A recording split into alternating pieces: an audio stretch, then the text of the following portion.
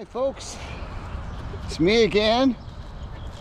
Welcome to another episode of Most Cowbell. So I had a plan, but I abandoned it. I've got another plan that I'm going to talk about. So May and I are walking to the Chelsea Chinese food supermarket, and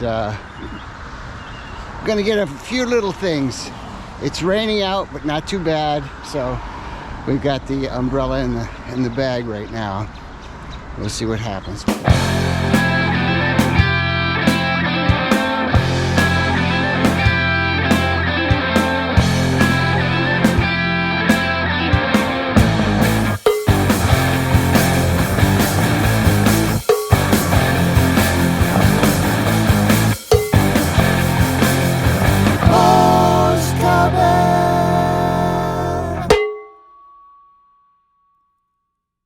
So anyway, what I wanted to talk about today was a book that I am reading. It was suggested by my friend Susan Heffernan, and it's called Tuesdays with Morrie. Okay, and Morrie was a professor at Brandeis University, and the book takes place in the 90s at some point, sometime in the 90s, and Morrie has developed ALS. And of course, I don't have to explain what kind of debilitating disease that is. But anyway, Morrie is dying, and his former student, Mitch, has decided that he's going to write down all the wisdom that his professor has given him, and he's recording him and recording their conversations. So that's basically the book. Morrie talks a little bit about his life in Brandeis, and I suddenly realized that Sandy Perlman was probably one of Morrie's students. Morrie, this is in the 60s, and he wanted to have no grades in his class. So it was not a lecture class, it was a discussion class, and anybody that participated in the discussion was going to get a pass.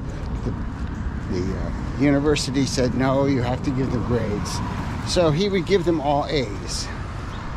And that helped them keep their grade point average up enough to stay out of the draft, because as anybody that grew up in that time, you know that we were involved in a terrible war, an unjust war in Vietnam.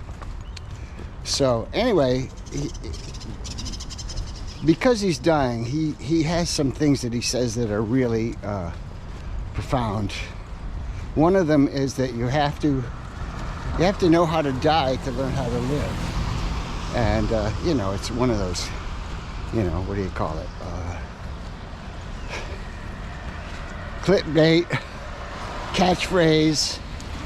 But basically it's saying that you've heard of this stuff. Live for today. You never know. Live today, each day as if it's your last.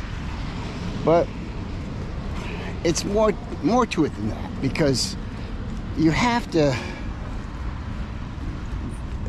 strive for things. I mean, if you don't strive for things, then you can't, then you can leave this world and say, oh, well, I was here, didn't really do much, but, oh, watch out. But, yeah, so anyway, all this other crap, this striving and stuff, at least it helps keep you motivated, and you create things, you do things, and hopefully you don't exploit other people. This is the biggest problem, is that in the process of creating something great, it's very easy to exploit other people.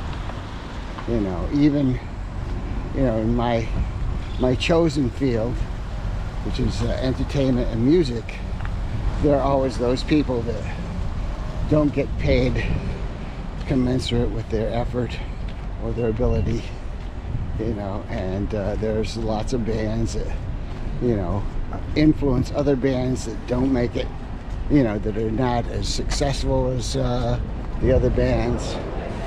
So anyway, here we are at the market. I'm going to think about what I said, and I'll get back to you on the way home. Oh, maybe we should go in here. All right, so we have completed our mission, gotten all the groceries that we need to get. It's starting to rain a little bit harder now, so out comes the umbrella. Be careful. Okay. The guy's backing up. Oh, cold. Oh my God. Yeah, it's gotten windy and rainy. And it's very romantic. 满天的星辰.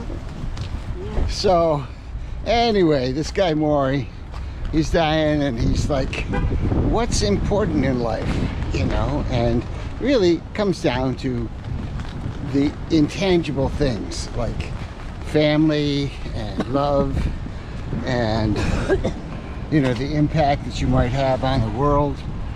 Not money. That's the thing. Money doesn't really factor into what's important when you die. He talks about you know, what matters to him as he's lying there in bed, really not being able to do much. He can't feed himself. He can't go to the bathroom by himself. Anything that you would think you could do. And what's most important is the company of friends and family and music, of all things. So music definitely has some kind of power on people. I'm happy to be involved in that. You know, the gist of this thing is that this book that I'm reading, you know, because Maya is always saying, you know, she hasn't been working, she's been going to school, and it's upsetting her not to be working. So, but, you know, and there's working for the pleasure of working, which I believe is what she's talking about, but there's also working for money.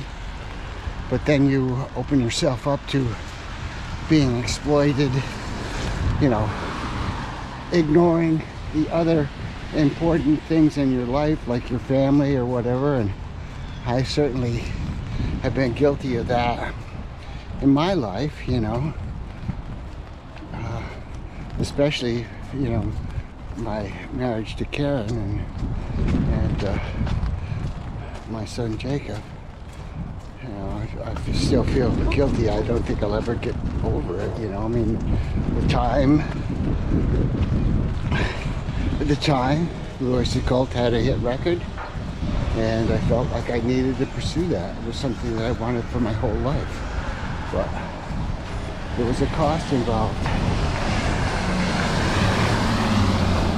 You know, I think that for a while, you know, I really messed up my friendship with the rest of the band, and that's taken years to resolve. I think Alan had a lot to do with healing the wounds that we all felt.